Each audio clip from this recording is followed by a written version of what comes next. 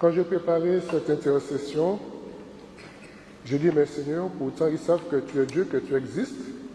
Comment se fait-il qu'il y ait autant d'orphelins spirituels? Il m'a dit, avant que l'orphelin soit spirituel, il est physique. J'ai dit, ah bon? Il m'a dit, oui, oui. Donc, comment être délivré de cet esprit d'orphelin? Il y aura 4 étapes. Étape numéro 1, le pardon. Étape numéro 2, prendre conscience qu'on a un Père du ciel qui nous aime.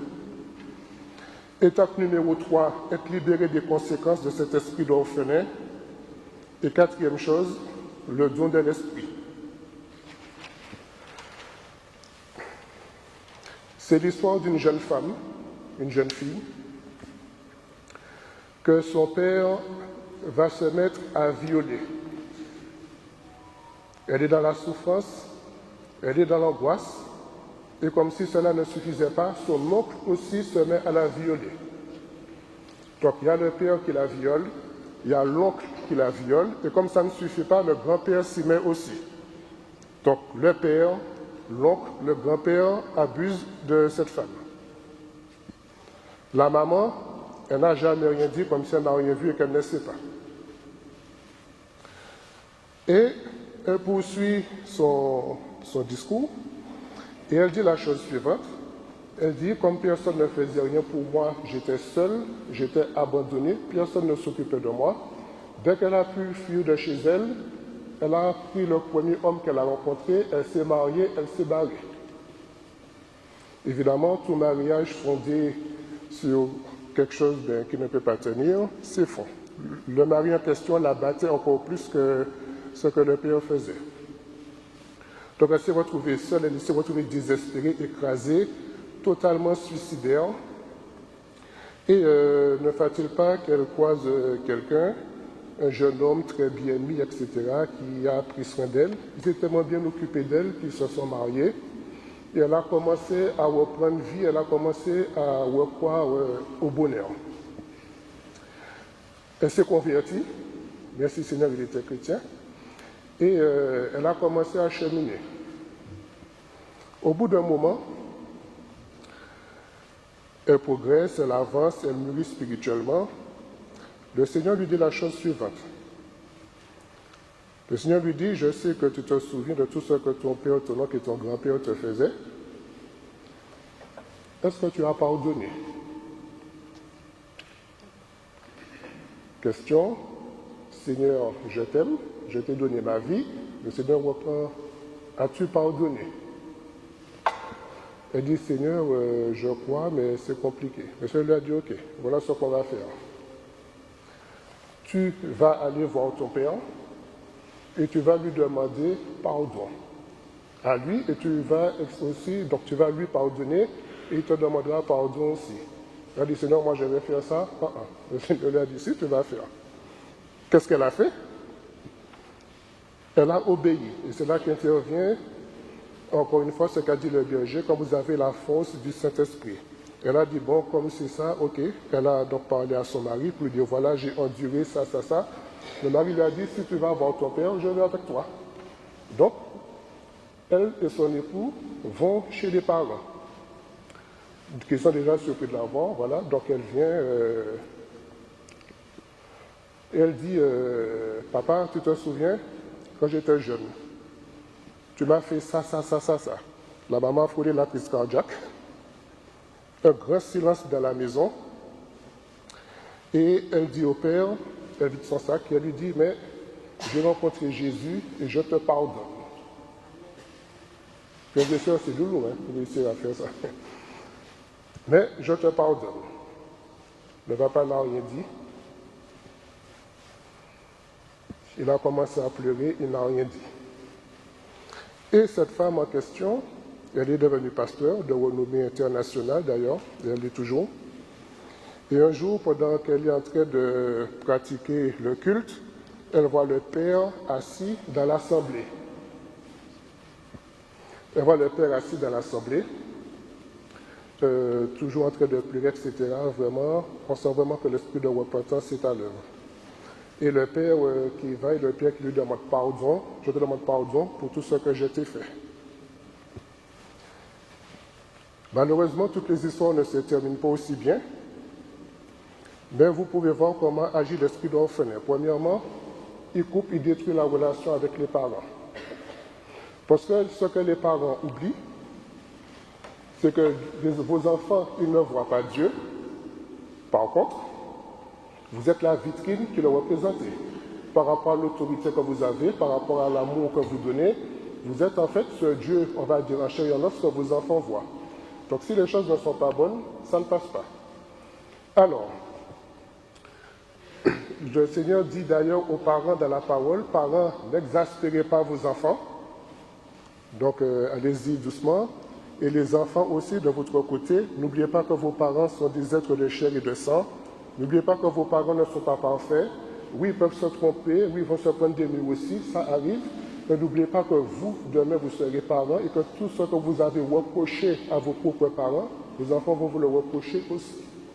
Moralité, ne fais pas à tes parents ce que tu ne voudras pas que tes enfants te fassent. Amen. Amen. Donc, le pardon, frères et sœurs, est une chose qui est nécessaire. Donc, je vais vous demander quelque chose. Je vais vous demander d'entrer dans le recueillement, fermer les yeux, baisser la tête. Et essayez de vous rappeler maintenant, de vous souvenir de ce que vos parents ont pu dire ou faire, qui vous a blessé, qui vous a fait du mal, toutes les choses pour lesquelles vous leur en avez voulu.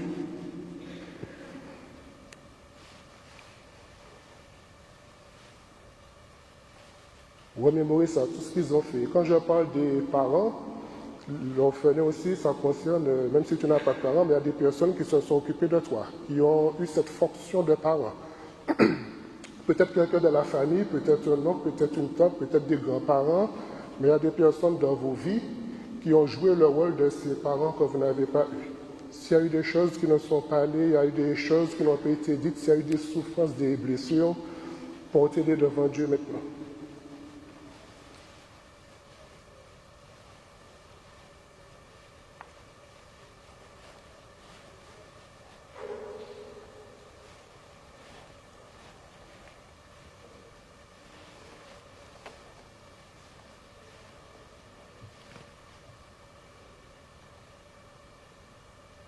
Disons ensemble, Seigneur notre Dieu, nous avons été plus ou moins blessés,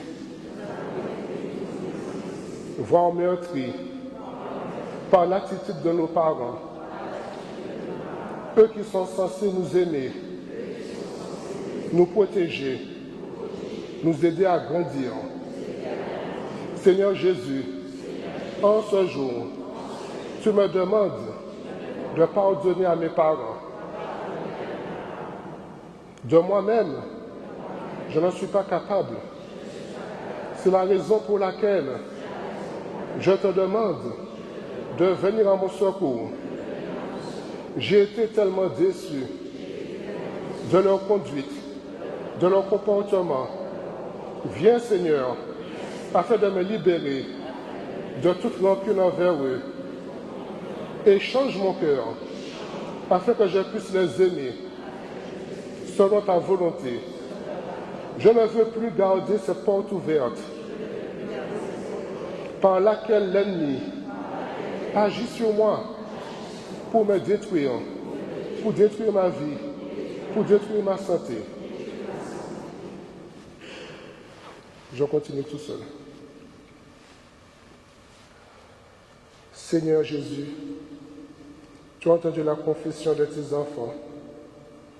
Je te demande en cet instant même d'entrer dans le cœur de chacune d'elles, et de guérir toutes les blessures qui leur ont été infligées consciemment ou inconsciemment par leurs parents, et qui sont censés être l'image que nous avons de toi.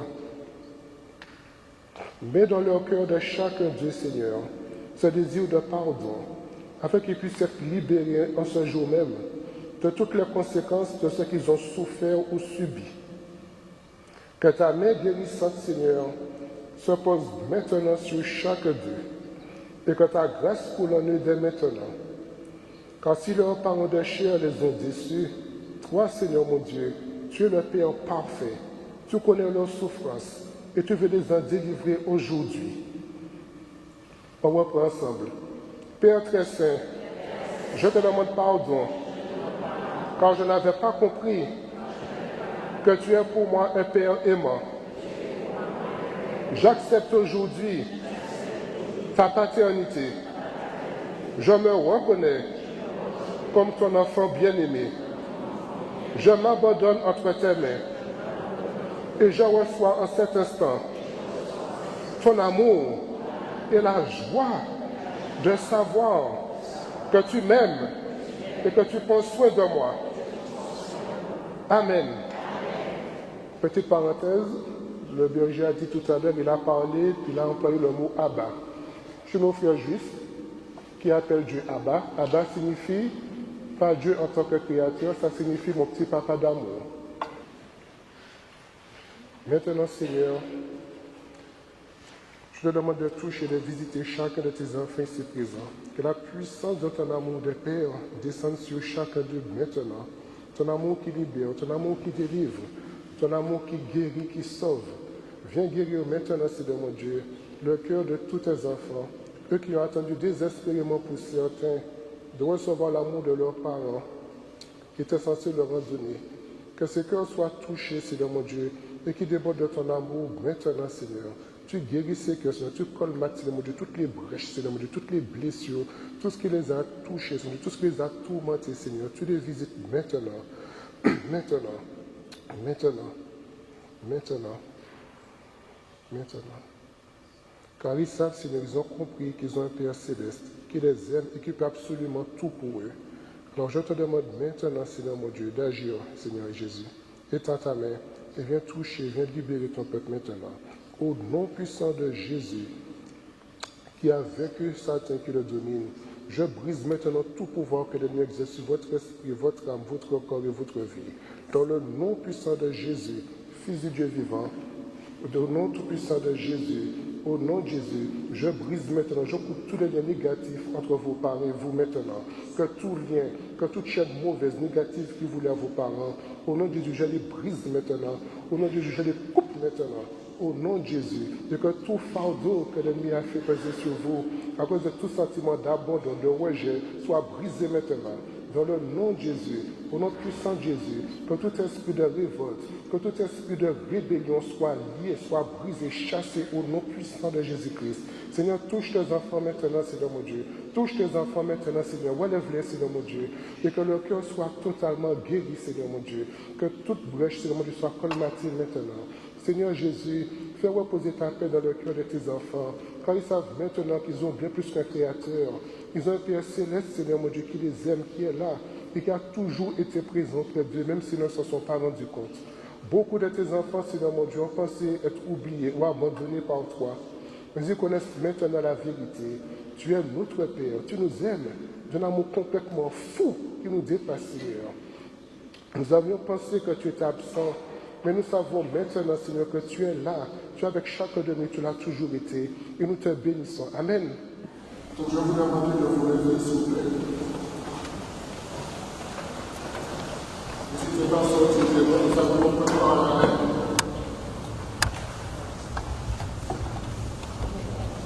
Sortez dans les mains. Communion.